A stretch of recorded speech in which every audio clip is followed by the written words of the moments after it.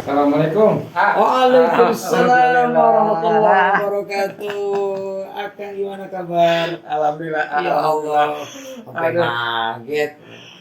Hujan-hujanan sampai kebacaan ya. Ya Allah. Masya Allah. Saya ini dulu ya. Siap. Maaf nih ganggu. Nggak apa-apa Kang, nggak apa-apa. Aduh. Akang sehat ya? Alhamdulillah. Kemana aja? Biasa nih kebetulan ya kita keliling-keliling. Keliling-keliling. Alhamdulillah sampai juga ke Sampai sini. juga. Habis udah lama janjian. Iya, Tapi betul. baru nyampe sekarang. waktunya. Takdirnya tuh begitu. Berapa kali kita janji? Iya. Gagal. Alhamdulillah. Yang penting Berkah bisa walaupun sekarang. Hujan. hujan. Aduh, maaf banget. Mobil kemana mobil? Mobil ya, mobil kan kesininya hujan juga. Ya gini ya. Gimana? Ya, Gimana? ya yang pernah saya ceritakan Mm-mm. ada kita itu ya insya Allah dalam arti gini, kita ingin membuat sebuah ya kalau dibilang konten acara atau apalah intinya bahwa berkaitan dengan nuansa-nuansa Islamnya. Oke. Supaya kita ada pencerahan bagi orang-orang yang mungkin untuk sambil belajar lah kayak gitu aja gitu. Kami juga sambil belajar kayak gitu. Semua orang belajar Juga kan. kayak gitu. Kan belajar mah minal mahdi ilal lahdi. Dari mulai buayan sampai kita ke liang lahat. Oh, Belajar terus. Saya juga belajar. Gitu. Gimana? Nah, Apa yang mau? Ini kan kebetulan kan konsep kita itu adalah santri jalanan. Santri jalan. Santri jalanan. Saya keliling tuh seperti itu. Dalam arti, nah tematiknya tetap kita berkenaan dengan tematiknya. Sekarang ketemu itu ada temanya itu di sini berkaitan dengan cerita Ustadz. Cerita Ustadz itu maksudnya? Silsilah. Kenapa sih bisa jadi Ustadz? Oh. Bisa mendalami agama, padahal di era AA yang saya tahu pasti untuk tahun itu tuh udah jarang banget kayak gitu. Iya. Kalau sekarang kan wah sangat luar biasa. Iya. Apa SDI itu lain-lain untuk pembelajaran kayak gitu. Gitu. Boleh cerita. Jadi gini Kang. Jadi Ustadz itu sebenarnya itu panggilan aja dulu lah. Panggilan Ustadz itu bukan panggilan manusia. Title itu Allah yang kasih. Sebagaimanapun orang pengen dipanggil Ustadz, kalau Allah tidak menghendaki orang itu dipanggil Ustadz, kadang-kadang dia kepedean. Yang kedua, kalau Aama jadi Ustadz itu cek Sunda mah turunan. Oh, jadi dari buyut? Iya, dari orang-orang tua itu memang santri. Okay. Jadi kalau ada dua darah di jiwa ini, satu darah religi, yang kedua darah seni. Oh, kalau darah religinya, darah keustadannya itu dari Umi. Jadi nenek, kakek, uyut ke atasnya tuh ustad gitu ya. Nah kalau darah seni, darah acting gitu, nah itu dari bapak. Jadi bapak nih kakek itu dulu pimpinan sebuah paguyuban sandiwara. Kalau kayak sekarang mah topeng atau teater. Jadi dunia actingnya dari situ, gitu. Dan itu nancep ke AA tuh. Dari 3 saudara, AA paling tua, adik 2, itu yang ada darah seni yang masuk tuh, itu ya. Alhamdulillah begitu. Oh, pantas aja nih, bukan hanya untuk berdakwah ya. Ada juga nih main sinetron, main filmnya. Kalau boleh tahu tuh ayah misalnya kan jadi ustadz tuh nggak langsung jadi ustadz kan, pasti. Ada belajarnya, ada mondoknya. Itu dari tahun-tahun berapa? AA mulai mondok itu dari tahun 90 itu kan lulus SD itu. Dari SD. Dari SD. Oh, dari SD atau SMP? Dari SD. Oh, okay. AA keluar SD langsung pesantren. Jadi SMP-nya ya? Iya, di SMP-nya itu udah pesantren. Terus kan dulu mah nggak ada SD ITEK. Iya, kalau sekarang subhanallah luar biasa deh. Jadi dari lulus SD AA ke Sanawiyah, ke Cilengsi, Sanawiyah Anizomiyah namanya. Mondok di pesantren Darul Istiqomah. Pimpinan daerah mana tuh? Daerah Cilengsi. Nah, sambil pesantren, sambil mondok di situ, sambil sekolah, itu pimpinan almarhum almarhumlah Kiai Haji Aos Sutarya Firdaus pesantren. Semoga Allah ampunkan dosanya. Kemudian kalau Anizomia almarhum tuh itu Kiai Haji Ahmad Marzuki. Kebetulan Bapak dulu pesantren di situ. Oh. Di sekolah itu dulunya. Jadi enggak Bapak itu nyuruh ke situ atau AA? Dulu memang ada sekolah dari sini, dari kampung sini, yang sanawiyah. Ya. Itu adanya di situ. Kurang lebih sekitar 11 kilo lah dari sini. Itu dulu cuma ada sekolah di situ. Dekat lah 11 kilo. Iya. Ya. Cuman jadi karena memang harus pesantren. Jadi tradisi di kami, di keluarga kami, lulus SD pesantren. Lulus SD pesantren. Gitu. Masalah ke depan mau jadi apa mah terserah cuma.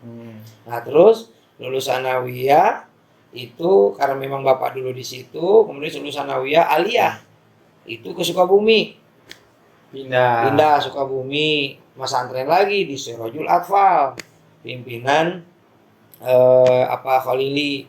Kemudian saya ngaji itu sama beliau, semua sama putranya Kiai Haji Muhammad Jihad Khalilullah sama Kiai Haji Badrul Munir gitu. Nah disitulah tuh ada kisah-kisah yang menarik di situ tuh. Itu boleh diceritain ya, kisah yang menarik kan supaya kan bayangan anak saya juga suruh pesantren susah minta ampun.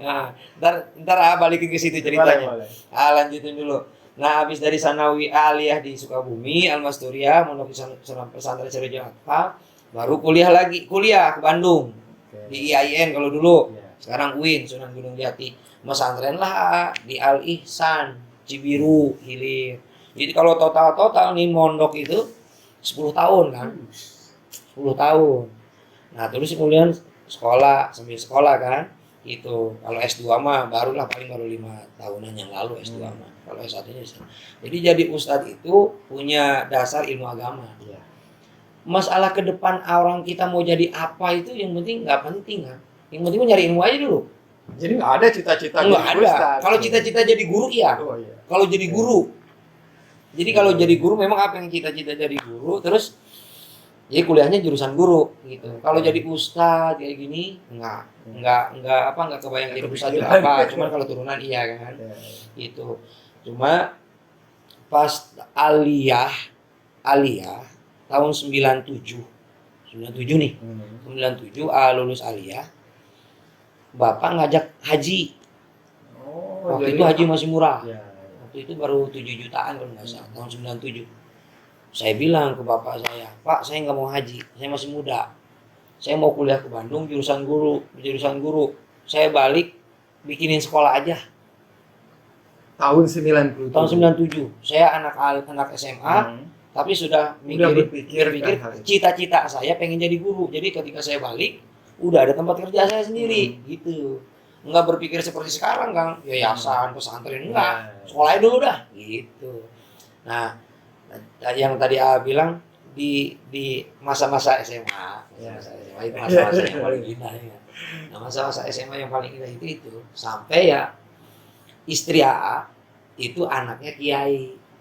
Oh, iya. Anaknya kiai ketika pesantren di Pondok Sirajul Atfal.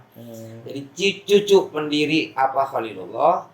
Anak ini yang jadi Kiai Haji Muhammad Jihad Khalilullah almarhum itu punya anak bungsu. Nah, itu yang jadi istri sekarang. Cikal sama bungsu gitu. Kata itu gitu kan begitu dah. Terus lahir Selasa, Teteh lahirnya hari Sabtu gitu. Nah, itu romantika perjalanan cinta gitulah. Sampailah akhirnya ya nikahlah tahun 2002. Tahun 2002 nikah Agustus kan. Ini awal mula nih nikah Agustus 3 bulan mau nikah. Disuruh ceramah. Itu awal mula nih. Awal mula ceramah dibayar. Awal mula ceramah dibayarnya 150.000 waktu itu ya tahun 2002. 3 bulan mau nikah, suruh ceramah pernikahan. Coba bayangin. Pas nikah, belum nikah. 3 bulan mau nikah, suruh ceramah pernikahan. Kayak ngawang-ngawang dong. Nah, cuman karena mental dari mulai SD itu bapak. Jadi bapak disebutnya dulu mah taswiran. Taswiran itu nggak ngerti ya. Enggak. Jadi kalau acara kenaikan kelas, madrasah, itu kan suka naik tuh ke panggung, disuruh ngapalin, itu taswiran. Ngaleseng. Kalau orang suka bilang ngaleseng, taswiran. Mental A itu diterpa dari situ. Dari mulai kecil sudah sama bapak, hafalkan, hafalin ini, ntar tampil, hafalin ini, tampil. Jadi ceramah A itu dari hafalan awalnya. Nah, dalam artian tanda petik dari hasil didikan apa itu, nah itulah jadi punya mental. Nah, puncaknya nih, puncak dari hasil karya bapak saya dipanggil ceramah. Suruh nih acara pernikahan. Yang belum nikah, yang 3 bulan mau nikah suruh panggil ceramah nikah. Pengalaman dulu. Ya. Nah, begitu. Ya, pengalaman dulu sebelum nikah kita udah membahas masalah pernikahan. Ada pernikahan, bari jeung pelangap-pelongot ya nggak ngerti apa tuh gimana gitu. Kalau saya juga baru mau nikah gitu. Nah, itu ada 2 pengalaman yang belum pernah saya jalanin, tapi saya memberikan tausiah dulu. Satu itu. Yang pertama, itu yang kedua malah. Yang pertama. Yang kedua belum saya jalanin, tapi saya sudah memberikan tausiah keilmuan. Tahun 2009 diundang TV One. Pertama kali masuk TV. 2009 dipanggil TV One suruh memberikan tausiah tentang haji. Itu sejarah perjalanan dakwah. Terus romantikanya sampai dari tahun 2002, ya alhamdulillah Allah masih kasih kepercayaan sampai sekarang. Itu perjalanan dakwah. Dan ini juga subhanallah banyak Allah kasih nikmat kan sama haji nggak modal. Haji juga diberangkatin orang. Sebuah pertanyaan atau mungkin orang-orang juga selalu ada bahasa-bahasa Ustadz instan. Ustadz instan, tapi memang fenomenal sekarang. Iya itu dia. Banyak. Tapi nggak apa-apa nih saya nanya. Nggak apa-apa. Tapi memang banyak orang yang sekarang itu memang tiba-tiba jadi ustadz. Iya betul. Gitu, tiba-tiba jadi ustadz. Tapi ingat kan, ustadz itu panggilan title yang Allah kasih, gitu ya, gitu. Kemudian ada orang yang disebut dengan ustadz instan, bahasanya tuh tiba-tiba jadi ustadz. Iya. Dulu mah bukan ustadz, dulu mah misalnya kurang nggak bagus lah, misalnya track recordnya nggak bagus. Kemudian dia tobat, kemudian dia berdakwah, boleh dia berdakwah, ngajak kepada jalan kebaikan, mencegah daripada jalan kemungkaran. 2 prinsipnya, 1 tetap terus harus menggali ilmu, yang kedua tidak boleh mengeluarkan fatwa. Itu karena kalau fatwa kan harus pakai keilmuan. Kita dihormati, dihargai orang bukan karena kepintaran kita, tapi karena memang ilmu yang Allah titipkan kepada kita. Jadi orang menghargai, menghormati kita bukan karena kitanya, tapi karena memang ilmu yang Allah berikan ke otak kita, itulah menyebabkan kita dihormati orang. Jadi orang menghargai kita bukan karena fisik jasad kita. Kita disebut seorang ustadz, seorang yang berilmu, itu karena ilmunya dikasih ke kita. Dan itu nggak semua orang kasih sama Allah. Gitu. Ada yang belajar nggak bisa-bisa. Gue pengen jadi ustadz, nggak bisa juga. Emang kalau nggak kasih nggak bisa, gitu kan. Itu juga harus diberikan nanti akan perjalanan akan. Amin. Doanya dan mudah-mudahan juga ini menjadi tausiah atau pencerahan buat yang jadi ustadz, yang udah ustadz, ataupun yang niat mau jadi ustadz. Karena kan ada yang banyak belajar pesantren dan lain-lain tuh banyak hal ya. Ada yang cita-cita jadi ustadz dan lain-lainnya. Mudah-mudahan dengan ada pengalaman para ustadz, ada ciri pahit peherna lah kalau dibilang yang sangat luar biasa, itu menjadi tolak ukur dari pembelajaran. Yang jelas ustadz bukan title yang diberikan atau memposisikan diri.